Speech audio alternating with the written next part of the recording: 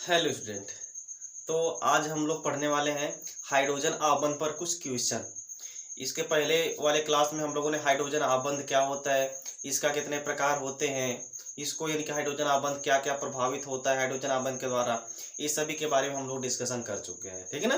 तो आज हम लोग पढ़ने वाले हैं हाइड्रोजन आबंध पर कुछ क्वेश्चन जो है कि बहुत इंपॉर्टेंट क्वेश्चन है, जो कि कई बार परीक्षाओं में पूछा गया है, उसको आज हम लोग यहाँ पे सॉल्व करने वाले हैं। ठीक ना।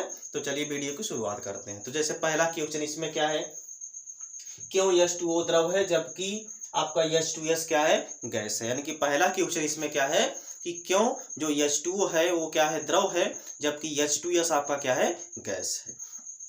तो आपको याद हो, देखिए जो आपका H2O और H2S यही है आपका, जिसमें आपका ऑक्सीजन और सल्फर, ऑक्सीजन के भी बाहरी कोश में ऑक्सीजन का परमाणु क्रमांक 8 होता है, इसके बाहरी कोश में कितना इलेक्ट्रॉन होता है, 6 इलेक्ट्रॉन होता है। सल्फर का परमाणु क्रमांक 16 होता है, इसके भी बाहरी कोश में कितना इलेक्ट्रॉन होता है, 6 इलेक्ट्रॉन होता है। दोनों के संयोजी कोश में 6 इलेक्ट्रॉन है। ठीक ना। तो और यहाँ पे भी हाइड्रोजन 2 है, यहाँ भी हाइड्रोजन 2 है। तो इसका क्या रीजन है कि H2O आपका द्रव है जबकि H2S आपका गैस है। आपको याद हो कि पिछले क्लास में हम आपको बता चुके हैं कि H2O जो होता है वह हाइड्रोजन आबंध बनाता है। H2O जो होता है वह हाइड्रोजन आबंध बनाता है, जबकि H2S जो होता है इसमें हाइड्रोजन आबंध नहीं पाया जाता है। ठीक ना।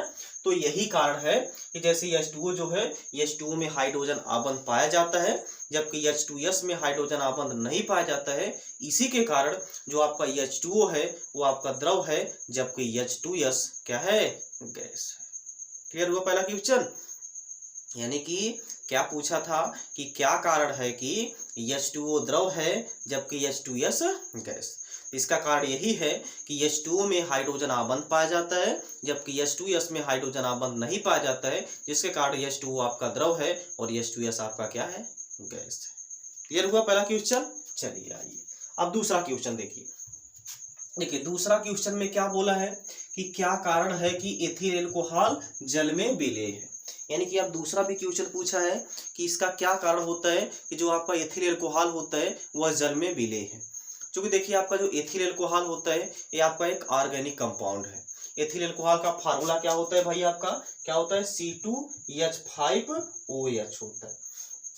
ये आपका एक ऑर्गेनिक कंपाउंड है, यानी कि कार्बनिक यौगिक है। ठीक है ना। यानी कि जो कार्बनिक यौगिक है इसको केवल कार्बनिक यौगिक में ही सॉल्युबल होना चाहिए, यानी कि घुलना चाहिए। लेकिन यहाँ H2O में क्या होता है, सॉल्युबल होता है। यानी कि H2O क्या है आपका एक इनऑर्गेनिक कंपाउंड है। ठीक ना। लेकिन इसमें यह क्या है, सॉल्युबल है, यानी कि विलेय है। इसका क्या कारण है, यही क्वेश्चन में पूछा गया है। ठीक है ना। इसका भी कारण यही है आपका अंतर अणुक हाइड्रोजन आबंध। इसका भी कारण आपका क्या है, अंतर अणुक हाइड्रोजन आबंध। चूंकि जो आपका एथिल अल्कोहल होता है वह जल के साथ अंतर अणुक हाइड्रोजन आबंध बना लेता है। इसी के कारण जो आपका एथिल अल्कोहल होता है वह जल में विलेय होता है। कैसे हाइड्रोजन आबंध बनाता है अंतर अणुक हाइड्रोजन आबंध, उसको देखिए यहाँ पे। जैसे आपका है C2H5OH, यानी कि O यहाँ पे H, ये आपका C2H5, यहाँ पे आपका H O, यहाँ पे H, फिर यहाँ पे C2H5 यानी कि H O, यहाँ पे है C2H5। बात समझ में आ रही ना। तो सॉरी यहाँ पे देखिए, अब देखिए यहाँ पे H और O के मध्य क्या बन जा रहा है आपका, हाइड्रोजन बॉन्ड।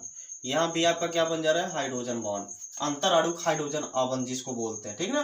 फिर यहाँ पे आपका H, यहाँ पे O, यहाँ पे H, यहाँ पे देखिए क्या बन जाएगा आपका हाइड्रोजन आबंध। यानी कि एथिल अल्कोहल जो होता है वह पानी के साथ यानी कि H2O के साथ हाइड्रोजन आबंध बना लेता है, जिसके कारण जो आपका एथिल अल्कोहल होता है वह H2O यानी कि जल में क्या होता है, विलेय होता है। इसका आंसर मिला आपको कि क्यों एथिल अल्कोहल जल में विलेय है, क्योंकि एथिल अल्कोहल जल के साथ हाइड्रोजन आबंध बना लेता है, जिसके कारण यह जल में विलेय होता है। क्लियर। चलिए अब अगले क्वेश्चन की तरफ बढ़ते हैं। देखिए अगला क्वेश्चन क्या है, H2O, H2S, H2SE में किसका क्वथनांक सर्वाधिक है। इसमें आपको क्या पूछा है, किसका क्वथनांक ज्यादा है, इसको आपको बताना है। यानी कि इस सभी में किसका क्वथनांक सबसे ज्यादा है, तो ये आपको यहाँ पे बताना है। देखिए आपका जो H2O होता है इसमें हाइड्रोजन आबंध पाया जाता है।